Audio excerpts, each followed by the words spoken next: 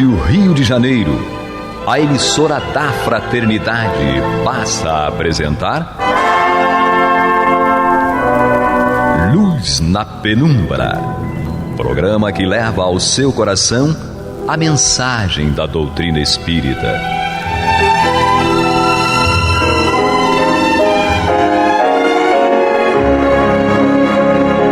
E com vocês, João Batista, para o estudo de O Livro dos Espíritos, da obra codificada por Allan Kardec. Papai do céu nos guarde, nos abençoe. Louvado seja nosso Senhor Jesus Cristo, e que possamos fazer do tempo esta dádiva que a todos nós é dada de maneira igual, um recurso a mais, para que a nossa caminhada seja cada dia mais firme e consistente na conquista dos valores morais e espirituais que nos levarão à verdadeira felicidade. Hoje, cá estamos com Jefferson. Olá, amigos. Ele é o doce tímido. Um dia ele vai trazer o bordão dele. Se bem que eu adoro que ele tem uma voz semelhante do Marcelo Aranda, né? A voz do Marcelo Aranda é um pouquinho mais grave do que a voz dele, né? Vou botar vocês dois trabalhando junto um dia desses, pode crer. Temos aqui Meus Olhos de Safira, tão lindos. Angélica. Muito bom estar aqui estudando isso. É um tema que eu gosto. Que seja o estudo, né, a alavanca do nosso progresso. E a minha filha do coração, a Alessandra. Olá! O Deus que habita em mim, com certeza, é o mesmo Deus que habita em vocês. A Alê, ela é proibida para diabéticos, sabe? O negócio é esse, ela é muito doce. E no dia que... Se algum dia vocês verem os olhos da Angélica, vocês vão concordar comigo. São duas safiras. Vão por mim. São duas safiras. É uma gracinha, né? Não. Eu sou um velho babão. Ah, Senhor. Ué, fazer o quê? Eu sou velho mesmo? Então tá bom. Ele se diverte. Não é? Então... voltando para o sério, saindo da fase bufão do João, vamos voltar para inteligência e instinto, começando esse estudo agora com a pergunta 71, que eu formulo para a Angélica e vai dividir com o Jefferson. A inteligência é um atributo do princípio vital? Vamos lá. Os espíritos nos dizem o seguinte: não, pois as plantas vivem e não pensam. Só tem vida orgânica. A inteligência e a matéria são independentes, já que um corpo pode viver sem a inteligência, mas a inteligência só pode manifestar-se por meio dos órgãos materiais. É preciso a união com o espírito para dar inteligência à matéria animalizada. Ok. Então aqui, Kardec, os espíritos estão tentando falar para a gente que a inteligência não é um atributo da parte material. Ela não está relacionada com o princípio vital, o princípio material, aquele que dá organização para a gente, organização física, a organização material de todos os organismos. E que a inteligência estaria relacionada ao princípio inteligente, ao espírito. Seria um atributo da alma, ou seja, do espírito que se manifesta. Quando ele coloca que um corpo ele pode ter uma vida e não ter os sinais, uma exteriorização inteligente, né? E ele destaca aqui as plantas, né? O mesmo não acontece com uma materialização da inteligência, ou seja, para a inteligência se fazer visível se fazer presente, ela precisa estar agindo em um corpo, em uma matéria, certo?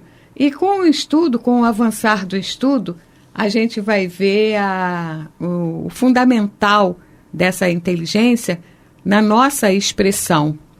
Mas vamos lá, vamos deixar o Jefferson acrescentar aí o comentário de Kardec. Bem, nós vemos aqui, Kardec traz um comentário sobre essa pergunta e ele diz: a inteligência é uma faculdade especial peculiar a algumas classes de seres orgânicos e que lhes dá, com o pensamento, a vontade de agir, a consciência de sua existência e de sua individualidade, bem como os meios de estabelecerem relações com o mundo exterior e de proverem as suas necessidades. Podem distinguir-se assim, primeiro, os seres inanimados, formados apenas de matéria, sem vitalidade nem inteligência. São os corpos brutos. Segundo, os seres animados, que não pensam, formados de matéria e dotados de vitalidade, mas desprovidos de inteligência.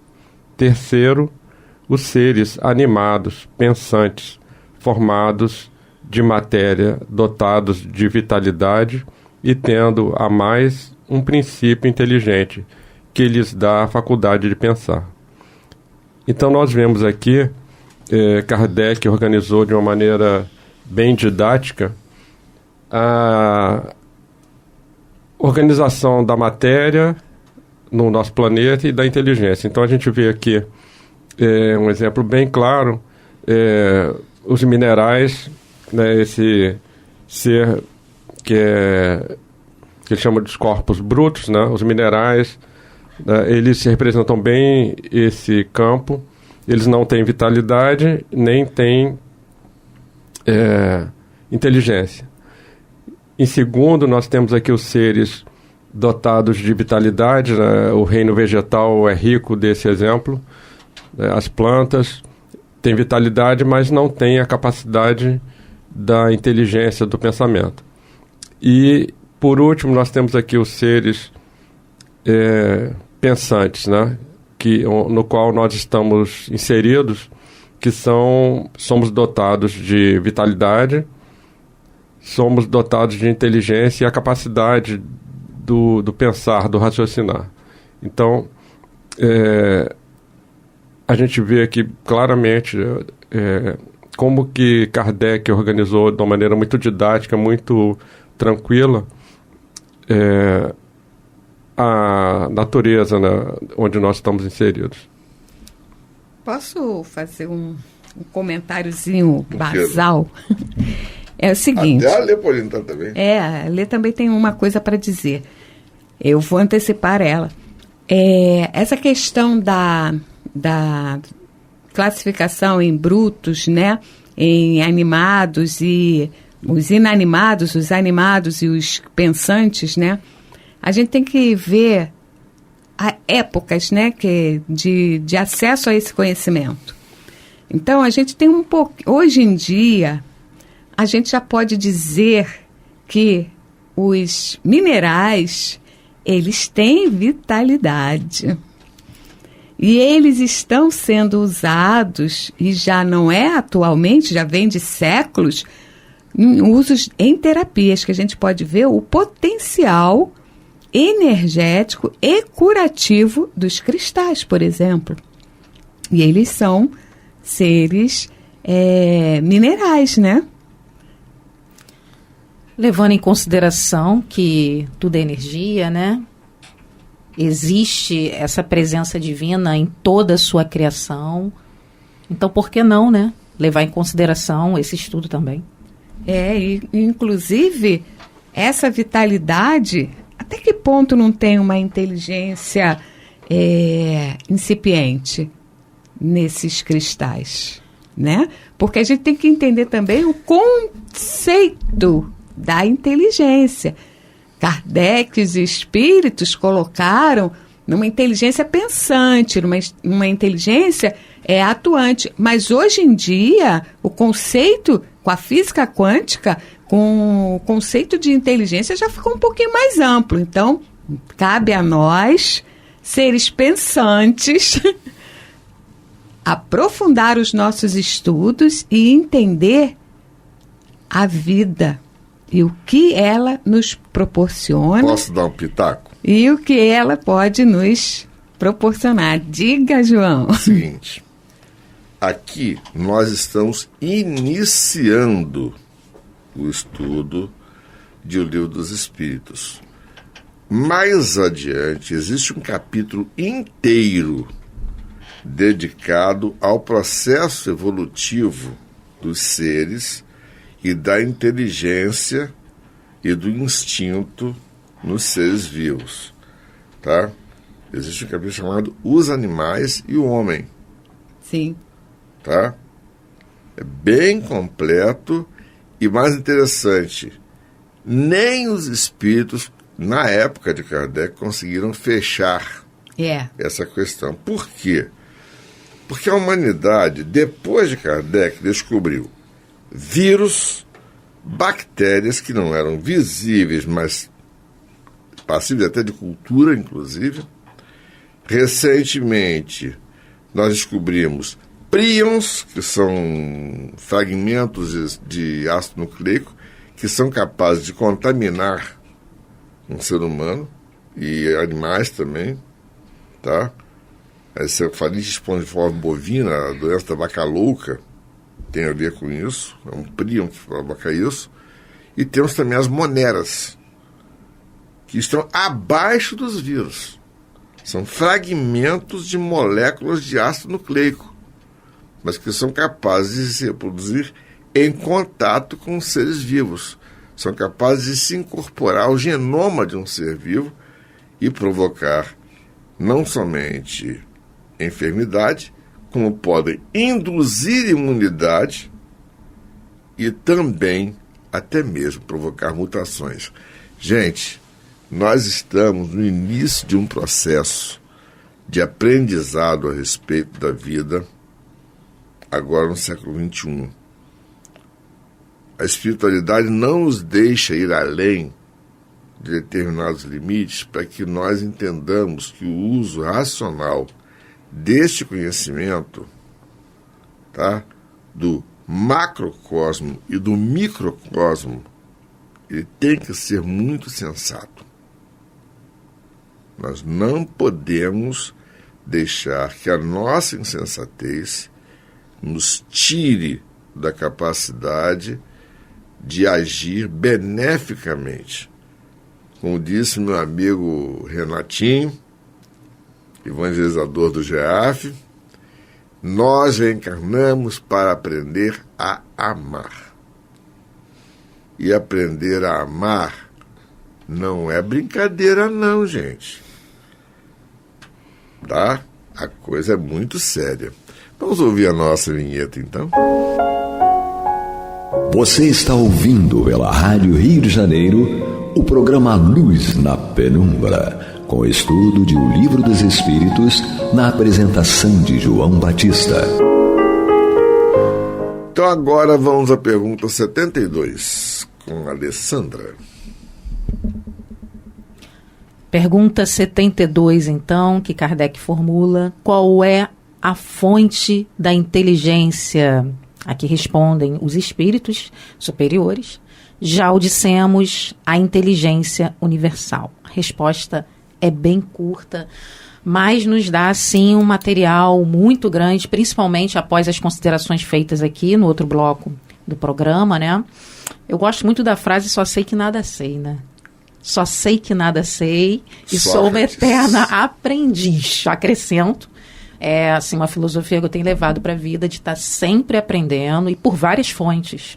Eu acho de grande importância isso, a gente está aberto para ouvir o que várias fontes e várias formas de sabedoria têm a nos acrescentar, né? Então, nessa pergunta, quando Kardec diz a fonte da inteligência, ele já nos acrescenta aqui, na pergunta, uma prova da existência de Deus, porque a inteligência nos seres é uma prova irrefutável da existência de Deus. Da onde vem essa inteligência dos seres humanos? A matéria não explica. A materialidade, somente a parte física, não é capaz de explicar a sabedoria, a inteligência, a busca humana em melhorar cada vez mais o ambiente, né, em que se vive. Está aí a produção das vacinas em tempo recorde, não é verdade? Então isso foi fantástico, né? De como a ciência vem avançando e como o ser humano pode colaborar para um mundo melhor, usando bem a sua inteligência. Como se faz uso dessa inteligência, isso é importante. E essa inteligência universal, na resposta dos espíritos, nos remete, né, a um atributo divino, né, que é a inteligência cósmica universal, que alguns chamam dessa forma, é o criador de tudo e de todos, que eu já vim falando desde outro programa, ressaltando, né, a importância da gente estar atento dessa sabedoria que está por trás, desse grande laboratório, né, que é o planeta Terra, que é a criação de todas as coisas. E também eu acho que vale a pena a gente ressaltar no estudo de hoje a questão das várias inteligências, né? Que é um estudo feito por um psicólogo, que é o Gardner, né? Um americano, que começa a defender inteligências diferentes das que até então estavam sendo vistas, que era principalmente aquela medição por QI, uma inteligência mais racional, mais voltada para a matemática, para a linguística, e não tanto para outras formas de inteligência. Então, Gardner, ele acrescenta e traz a inteligência musical, a inteligência naturalista, a inteligência transpessoal, né? A inteligência transcendental, que ele não chega a aprofundar tanto, mas, enfim, tantas inteligências que todos nós temos, né? E eu gostaria de afirmar que todos nós temos inteligência. Não há um ser desprovido de inteligência, como alguns às vezes até tentam defender. Ah, fulano é burro, fulano é inteligente. Isso é arcaico, isso não existe. Todos nós temos as potencialidades singulares que nem sempre uma prova escolar é capaz de diagnosticar essa inteligência. Porque são inteligências às vezes muito sofisticadas, né? Infelizmente a escola ainda está muito aquém de conseguir identificar essa multiplicidade, gente, que é a criação de Deus. É a prova irrefutável, né, da criatividade do divino. Estamos aprendendo. Como dizia Paulo Freire, o verdadeiro educador é aquele que aprende com educando, né? E vai na 72A. Vamos lá, então? Então vamos seguir, né? Vamos falar aí dessas inteligências, porque na época também a gente tem que levar em consideração que os espíritos falavam para homens daquela época, né? Então muitos conhecimentos não tinham ainda chegado aqui, né? Como a gente vê, esse conhecimento das várias inteligências só chegou no final aí do século XX. Agora, no século XXI, a gente já esboça outros estudos de inteligência espiritual, gente. Está sendo divulgada, estudada, ainda incipiente no início, mas é super importante para nós espíritas estudarmos isso, estarmos atentos, né, a esse conhecimento. Na 72A, Kardec pergunta: poder-se-ia dizer que cada ser tira uma porção de inteligência da fonte universal e assimila como tira e assimila o princípio da vida material?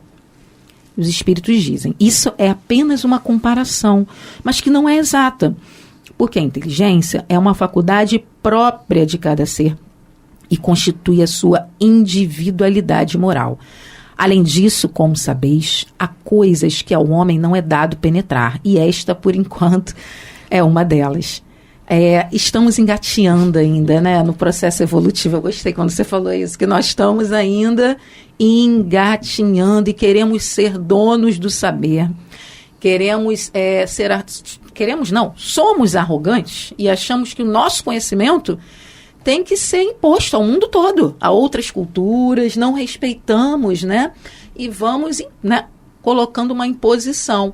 E eu acho muito interessante quando ele coloca, né, essa diversidade, que é uma faculdade própria de cada ser, cada um no estágio, necessariamente... O que você falou das formas de inteligência. Isso aí. Gardner.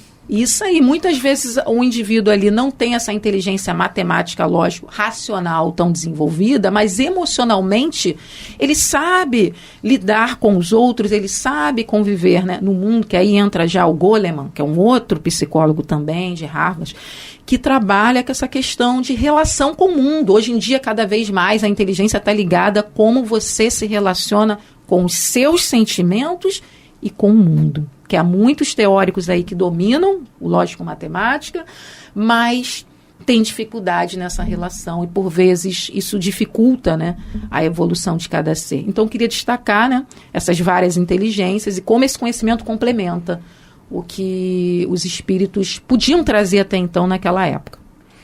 Uma coisa que eu achei interessante aqui é que ficou bem claro que a inteligência é um atributo do espírito.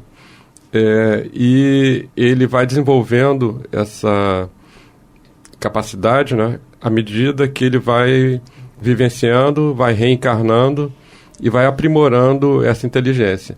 E quando os espíritos falam aqui no final, né, que há algumas coisas ao homem que não é dado penetrar, né, essa, né, da inteligência e da própria criação do espírito é um dos temas que a gente mergulha em estudo, em aprender, mas que estamos no processo ainda, né, de compreender e de perceber a criação divina, perceber o nosso Criador.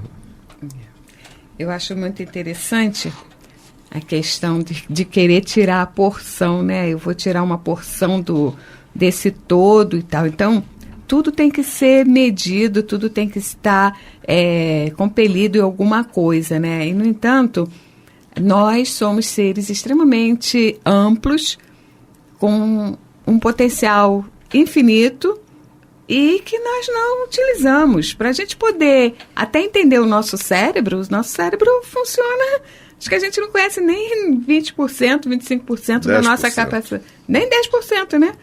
Da nossa capacidade, né? Da capacidade do nosso cérebro. E, no entanto, nós somos muito mais do que o nosso cérebro exterioriza, porque o cérebro ainda é um órgão limitado em relação ao espírito, a amplitude de uma mente, entende? Porque na mente nós estamos arquivando todas as nossas experiências. Então, quando a gente reencarna, não dá para trazer tudo e exteriorizar tudo. Contudo, o arquivo está lá. E aí a gente começa a demonstrar, né, a praticar coisas que às vezes a situação atual não nos permita. Né? Por exemplo, um mestre de obra analfabeto, nunca frequentou a escola, e, no entanto, ergue casas em ribanceiras, em costa de rios, e está lá. E quando o engenheiro passa, um engenheiro estudado, não sei quantos anos de faculdade, apresentação de trabalhos e cálculos infindáveis, chega lá e vê como que ele conseguiu fazer isso. Que estratégia, que cálculo matemático ele conseguiu usar. Entende? Eu, embora seja da área de saúde, eu amo a parte de arquitetura e engenharia. Por quê? Provavelmente, em alguma existência passada, eu já passei por essa experiência. Então, eu gosto de fazer distribuição de ambiente, eu gosto de organizar funcionalmente e esteticamente os ambientes. Entende? E isso daí tem gente que não consegue nem enxergar onde que vai colocar uma cama, por exemplo, de forma funcional. Certo? Às vezes eu chego na casa de alguns pacientes meus e a colocação do paciente, a acomodação do paciente está assim, completamente absurda. Eu falei, como que ninguém nunca percebeu isso? Então, a característica está ligada à experiência de cada um, às suas vivências. Aí eu dou lá os meus pitacos quando permitem e o paciente fica melhor, né, João?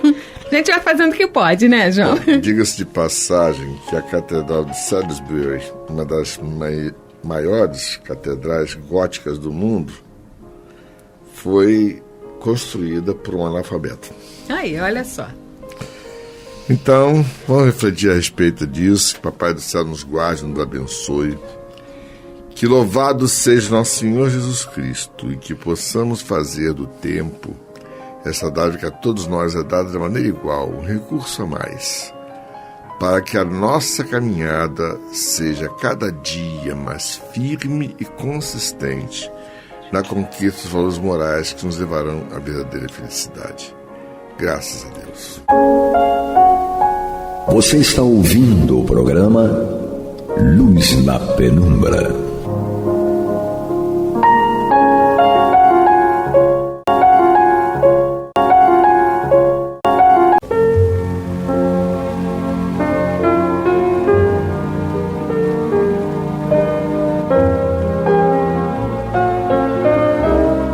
A Rádio Rio de Janeiro está levando ao seu lar e ao seu coração a mensagem consoladora da doutrina espírita, através do programa Luz na Penumbra.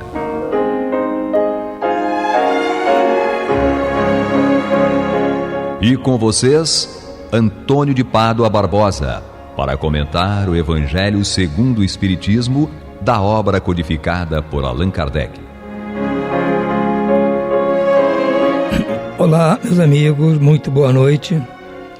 Estamos aqui de volta para dar continuidade ao programa Luz na Penumbra, programa no qual nós tecemos comentários a respeito do livro O Evangelho segundo o Espiritismo, de Allan Kardec. Nós, nos últimos programas, demos início ao capítulo 11 e hoje vamos continuar ainda neste capítulo, mais precisamente nas instruções dos Espíritos, que começa a partir do item 8º. E justamente é uma mensagem de Lázaro em Paris, 1862. Tem por título A Lei do Amor. Eu acho muito interessante esse texto aqui do Lázaro, nos traz. E também o seguinte, que nós vamos ler, não sei se vai dar para ler hoje, vai ficar para o próximo programa, do Fenelon. São textos muito explicativos. Eles nos dão uma noção mais ou menos abrangente de como se desenrola o nosso papel no universo em si. Mais especificamente aqui em nosso planeta, mas isso vale para todo o universo. Por quê? Ele vai lá desde o comecinho da nossa existência, chegando até o momento atual em que nós nos encontramos. Vai mostrando a evolução nossa como princípio espiritual e mais tarde como espírito independente, individual, e com todo o potencial de usando seus atributos do livre-arbítrio, da inteligência, da noção de saber ou não saber das coisas, nos dá todas as ferramentas para procedermos a tal evolução. É importante, eu pelo menos penso assim, eu me sinto mais confortável em qualquer assunto que eu venha a me envolver se eu conheço a parte anterior, a parte de como começou e a que se destina o processo. Se eu tiver só aquele quadro daquele momento, aquela informação estreita, eu não sei o antes, não sei como é que se chegou aqui, também não sei qual é a ideia de futuro, a previsão, eu realmente fico um pouco perdido. Então eu me sinto confortável quando ele propõe isso, ele faz assim um caminhar nosso.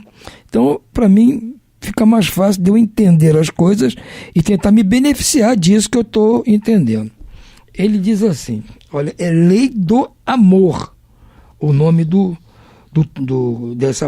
desse texto, dessa mensagem.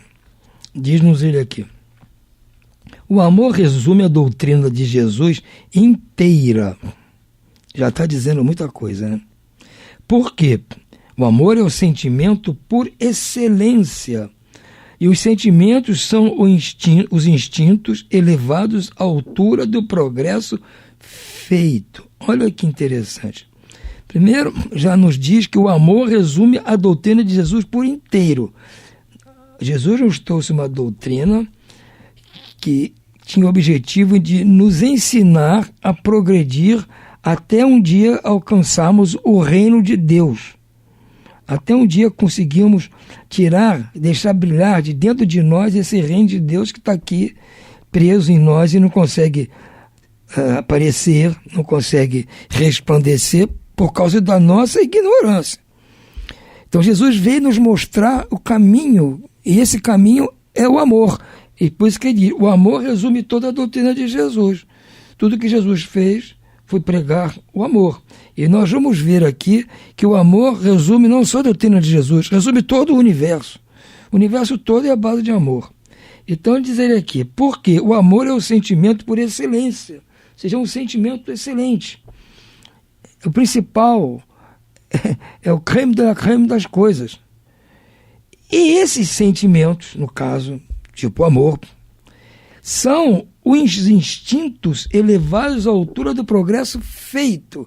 Então o que ele diz aqui? Que os nossos instintos são esse sentimento de amor, mas para ele alcançar realmente essa excelência do amor, os instintos têm que ser elevados à altura do progresso que nós fizermos.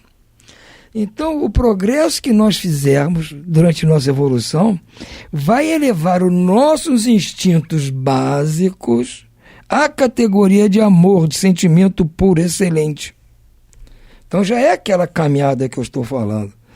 Nós começamos a caminhada com instintos puros e vamos chegar até um ponto de alcançar o amor por excelência.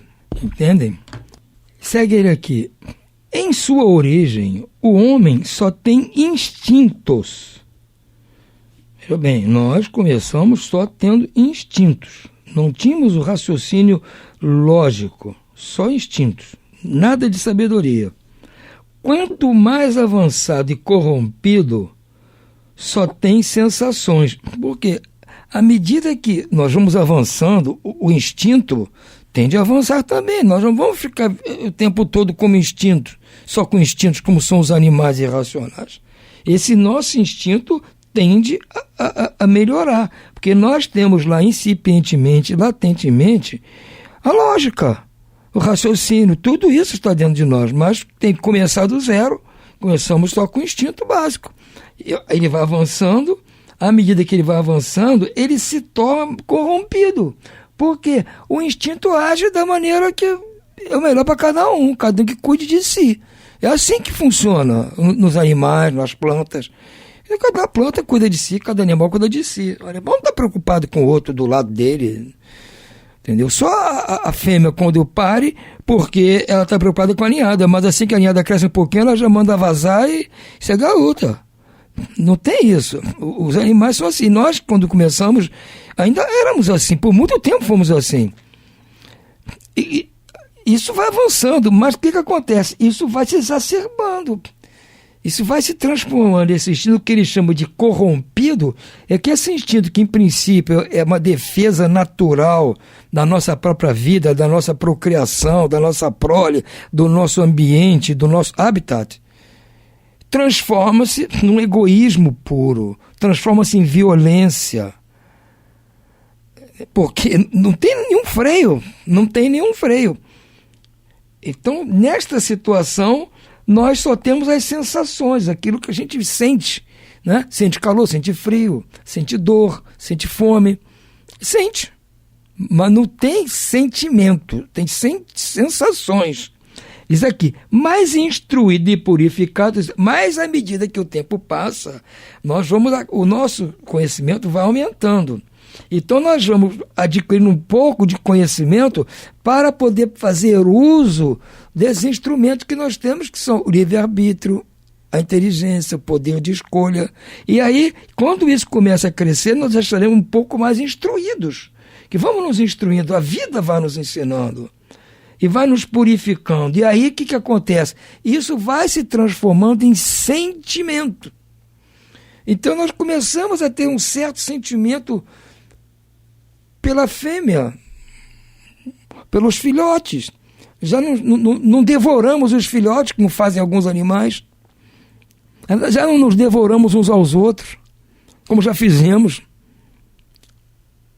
Então, isso vai se transformando num sentimento. Aquelas sensações, aquele instinto básico, com o uso um pouco da razão, vai se transformando em sentimento. E o ponto delicado do sentimento é o amor. Aí é que está. O sentimento que nós temos, o ponto principal dele é o amor. Não o amor no sentido vulgar do termo. Vejam bem, está fazendo uma ressalva. Mas esse sol interior que condensa e reúne em seu ardente foco todas as aspirações e todas as revelações sobre-humanas.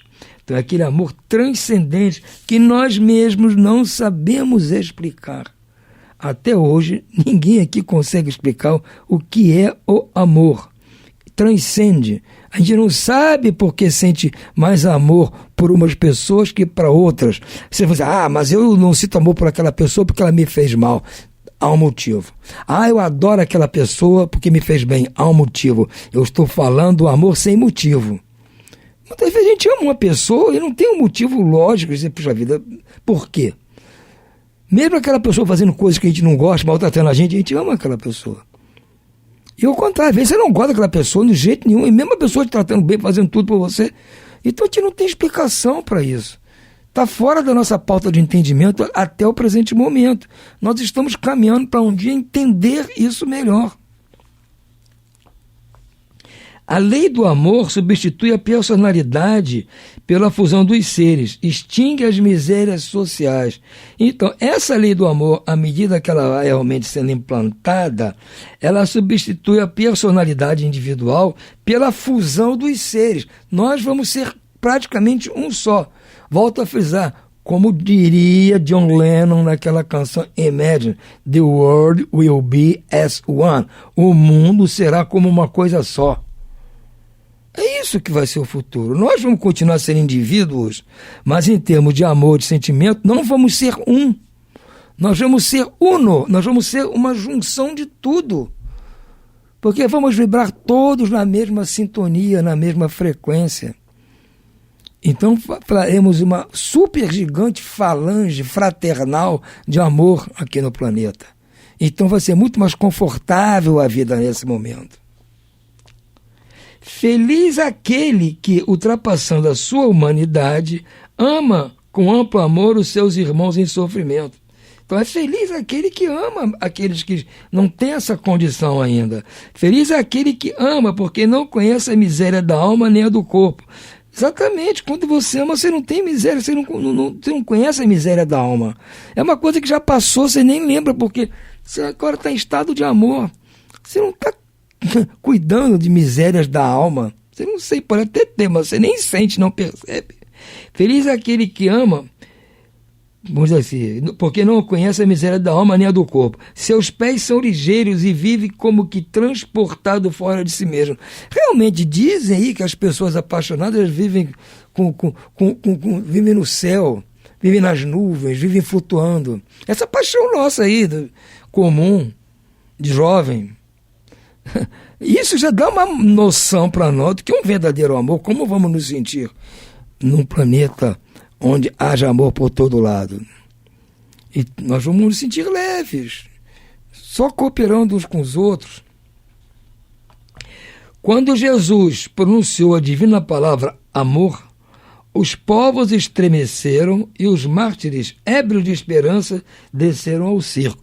Então ele está nos dando aqui uma ideia de motivo pelo qual aqueles mártires dos primeiros momentos do cristianismo iam ser devorados pelas feras e ser mortos pelos gladiadores lá na arena romana, e iam, não digo numa boa, mas iam com uma certa paz de espírito, tranquilos, porque eles estavam em pleno amor. Não estavam mais preocupados com o corpo, como ele diz aqui. Feliz aquele que ama porque não conhece a miséria da alma nem a do corpo. Ele não vai sentir nada. Já estão em outro estágio que nós estamos longe de alcançar. Mas eles fizeram isso para nos deixar exemplo, que é possível. E eu gostaria que nós não passássemos por aqueles sofrimentos para compreender o que é o amor. A nós foi dada essa possibilidade de entender o que é amor através do estudo, não pelo aquele sofrimento no circo romano. que não havia como passar isso por estudo para ninguém. Tinha que ser nessa base. Até porque, pouco antes disso, eles estavam se matando uns aos outros e se comendo uns aos outros, se matando. Então, eles não entendiam as coisas como nós entendemos hoje. Então, eles tiveram que demonstrar esse sacrifício imolando o próprio corpo. Mas nós não precisamos. Nós temos todo o instrumental aqui para aprender. Nós temos como aprender. Não precisamos passar por isso. Segue ele aqui. Eu disse que o homem, em sua origem, só tem instintos. Aquele, pois, em que predominam os instintos, ainda se acha mais próximo do ponto de partida que da meta. Ou seja, muitos de nós ainda têm em si o predomínio dos instintos. Ainda está na fase de instintos. Então, o que ele quer dizer? Esse se acha ainda próximo do ponto de partida, lá do tempo das cavernas, digamos assim, do que da meta, que é o paraíso. Porque tem mais instintos ainda do que raciocínio, que lógica, que sentimento.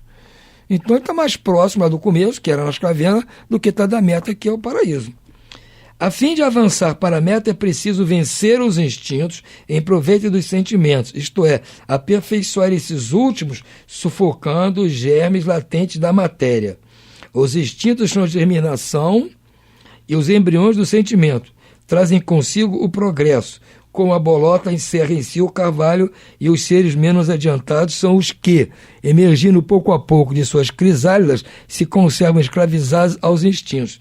Então ele diz, dentro de nós está lá, latente, esse amor, esse sentimento, o embrião do sentimento. Como a bolota, que é a semente do carvalho, contém um carvalho ali. Né? E a crisálida contém o animal mais tarde, a borboleta. Mas alguns estão presos ainda na bolota, na crisálida, estão presos por gosto. Eles estão assim, ainda não perceberam que tem que avançar, que pode avançar, que é mais gostoso avançar, não perceberam. Paciência, nós vamos um dia poder ajudá-los. O espírito precisa ser cultivado como um campo, ou seja, esse trabalho é cultivo, é trabalho, é luta, é treinamento, não é moleza, não acham que vai chegar isso automático, não. Senão vão ficar presos lá na semente do carvalho. Toda a riqueza futura depende do labor atual que, muito mais do que os bens terrenos, vos fará conquistar a elevação gloriosa.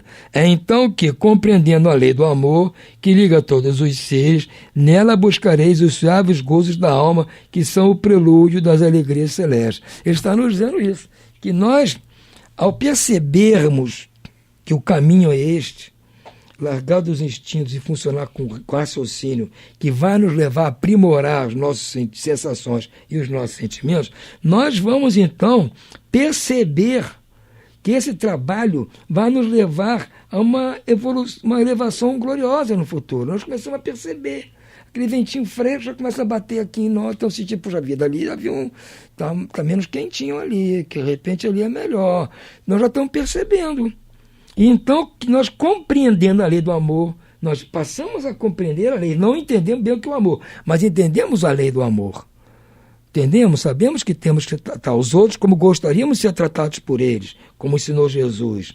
E nós compreendendo a lei do amor, que liga todos os seres, todos ficam ligados através do amor, nela nós buscaremos os suaves gozos da alma, gozos que nós não temos a mínima ideia de que serão, mas deve ser bom, senão Jesus não vinha aqui nos convocar para isso, que são o prelúdio das alegrias celestes, são o comecinho das alegrias que vamos ter no céu. Eu acho que essa mensagem aqui do nosso irmão é maravilhosa. Se nós lermos aqui com atenção, procurarmos ver, tem condição de nós estabelecermos um rumo para nós, gente.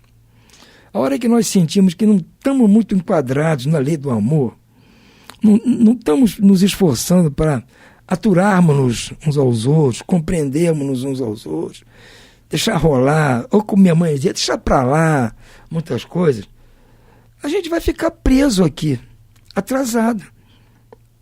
Aqueles que perceberem vão para frente. Porque estão vendo que é muito melhor o lado de lá do que esse lado de cá. Lá está muito melhor. Por que a gente vai ficar aqui? Vocês veem os depoimentos Os espíritos, aqui nós não temos noção. Nós ainda ficamos pensando, meu Deus, mas o bom ainda é aqui. Mesmo com essa confusão toda que tem aqui no planeta, tem uns momentos bons aqui, que é legal e tal. Pô, mas são momentos. Mas quantos momentos tem que não são bons? Agora, nesse que ele está falando aqui, no reino do amor, todos os momentos são glória. Não existe momento ruim, não tem tempo ruim. Não tem cara feia. Não tem volta amanhã que eu vou pensar no seu caso. Não existe isso. Então, é um alerta, um convite que ele está fazendo para nós.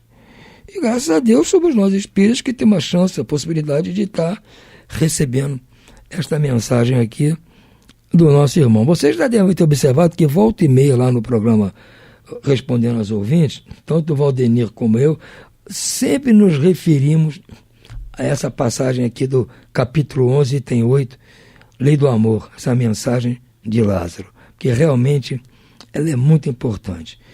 Por hora nós vamos ficando por aqui. Desejo a vocês muito boa noite e muita paz.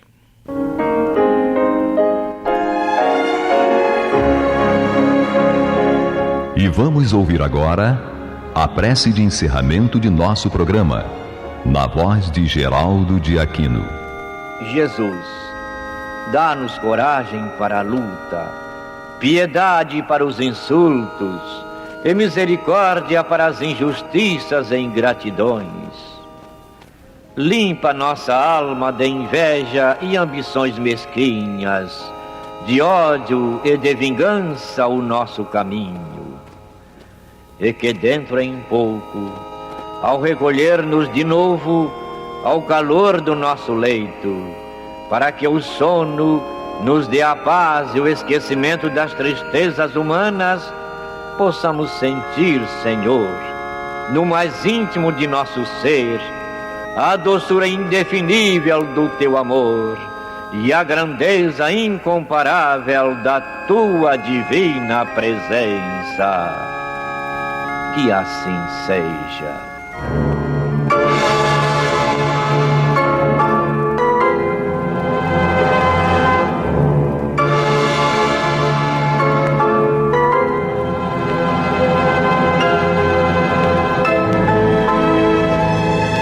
Acabamos de apresentar o programa Luz na Penumbra, que voltará a ser apresentado amanhã às 21 horas nesta emissora.